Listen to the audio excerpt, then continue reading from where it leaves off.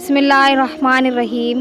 نبی کریم صلی اللہ علیہ وسلم نے فرمایا، ایک ایسا گناہ جس سے انسان کی 80 سال کی نیکیاں بھی ضائع ہو جاتی ہے اور اس کو انجام دینے والے شخص کے لیے جہنم میں ایک کنواں تیار کیا جاتا ہے۔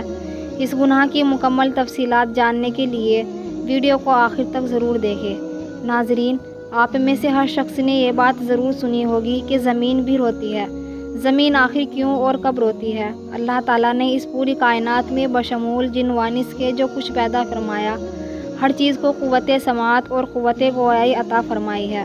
یعنی کہ اس کائنات میں موجود ہر چیز سنتی بھی ہے اور بولتی بھی ہے، لیکن انسان کو اس بارے میں بہت کم علم ہے۔ اس کائنات میں موجود ہر چیز اللہ تعالیٰ کی حمد و ثنا کرتی ہے اور اپنی اپنی زبان میں اللہ تعالیٰ کے ذکر میں مصروف ہے۔ سورہ رحمان میں رب کریم کا ارشاد ہے، اسی نے انسان کو پیدا کیا اور اسے بولنا سکھایا۔ ناظرین، آوازیں ہماری زندگی کا ایک خاص حصہ ہے۔ آواز انسانوں میں رابطے اور معلومات کے تبادلے کا ایک حیرت انگیز طریقہ ہے۔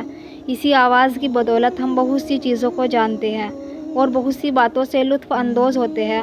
درختوں پر بیٹھی چڑیوں کی چہچہاہٹ، جھولے میں کھیلتے بچے کی کلکاریاں، پانی کی سنسناہٹ اور بادلوں کی گڑگڑاہٹ اور لاتعداد دوسری آوازیں جو ہماری سماعت سے ٹکراتی ہیں۔ لیکن بہت سی آوازیں ایسی بھی ہیں جو ہمیں سنائی نہیں دیتی۔ اب سوال یہ پیدا ہوتا ہے کہ ایسی کون سی آوازیں ہیں جو ہمیں سنائی نہیں دیتی؟ ناظرین، سائنسدانوں نے برسوں کی تحقیق کے بعد انکشاف کیا ہے کہ انسان کی سماعت کا دائرہ 20 ہرٹز سے 20,000 ہرٹز کی فریکوینسی تک محدود ہے، جبکہ ماورائے صوت آوازوں کی فریکوینسی 20,000 ہرٹز سے لے کر 2 کروڑ ہرٹز یا اس سے بھی زیادہ ہو سکتی ہے۔ اس لیے ہمارے کان ان آوازوں کو نہیں سن سکتے۔ ہماری دھرتی یعنی زمین کو ہی لے لیجیے، زمین بولتی بھی ہے اور سنتی بھی ہے، خوشی اور غم کو بھی محسوس کرتی ہے اور اس کا اظہار بھی کرتی ہے۔ نبی کریم صلی اللہ علیہ وسلم نے فرمایا، 2 موقع ایسے ہیں جن پر زمین روتی ہے۔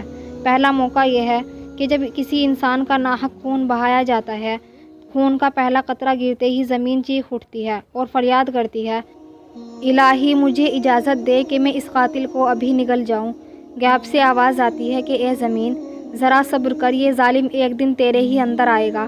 دوسرا موقع یہ ہے کہ جب زانی زنا کرنے کے بعد غسل کرتا ہے تو پانی کا پہلا قطرہ جب زمین پر گرتا ہے تو زمین زار و قطار روتی ہے اور فریاد کرتے ہوئے کہتی ہے، الہی مجھے اجازت دے تاکہ میں اس بدبخت کو نگل لوں۔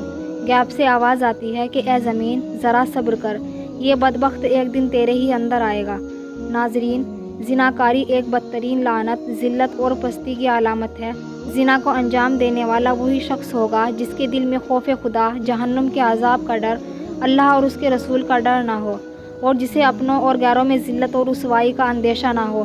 ایسا شخص نہایت ہی بے غیرت، بے شرم اور بے حمیت ہوگا اور جس کی انسانیت پر حیوانیت غالب آ چکی ہو۔ دین اسلام نے زنا تو کیا، اس کے قریب جانے سے بھی روکا ہے، یعنی ان بری فحش باتوں سے بھی بچتے رہو جو تمہیں زنا کے قریب لے جائے۔ چنانچہ قرآن کریم میں ارشاد ہے، اور بدکاری کے قریب بھی نہ جاؤ، بے شک وہ بے حیائی اور بہت برا راستہ ہے۔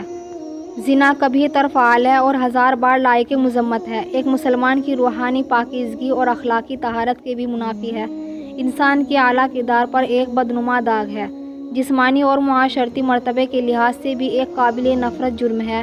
حضرت ابو ہریرہ رضی اللہ عنہ تعالیٰ سے روایت ہے کہ ایک مرتبہ نبی کریم صلی اللہ علیہ وسلم نے فرمایا، زنا کرنے والا جتنی دیر تک زنا کرتا رہتا ہے اس وقت تک وہ مومن نہیں رہتا۔ مطلب یہ کہ زناکاری کرتے وقت ایمان کا نور اس سے جدا ہو جاتا ہے، پھر اگر وہ اس کے بعد توبہ کر لیتا ہے تو اس کا نور ایمان پھر اس کو واپس مل جاتا ہے۔